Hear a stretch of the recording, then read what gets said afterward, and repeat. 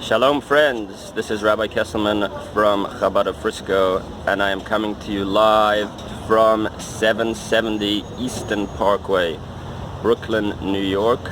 This is the famous 770 that is the Rebbe's, the Lubavitcher Rebbe's synagogue and office, etc. As you can see, or you will see through this video, it is a lot of people over here, and I'm here this weekend for the international convention of all the Chabad rabbis around the world.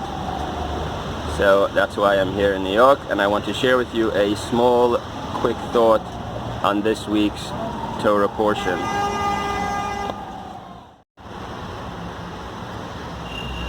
In this week's Torah portion, we learn about three things. We learn how Abraham acquires the cave of Machpelah in Hebron to bury his wife Sarah after she passes away. In addition, we learn how Abraham finds a wife, and Isaac, Yitzchak, marries Rebecca. And lastly, we learn in the Torah how Abraham gave all of his wealth as an inheritance, everything he owned, specifically and only to Yitzchak.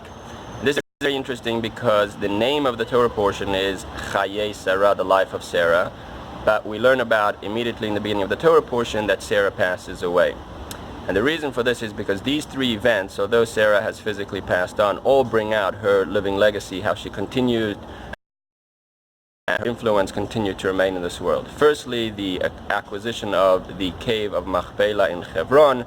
This is because God had already promised to Abraham the land of Israel, but not all of it had started to come to fruition. But as Sarah, even after her passing, she was making sure that this promise that God had made was already coming to fruition. Of course, the second story, the marriage of Isaac, her son, and him perpetuating the family, getting married, and eventually having children, is definitely a continuing of her life.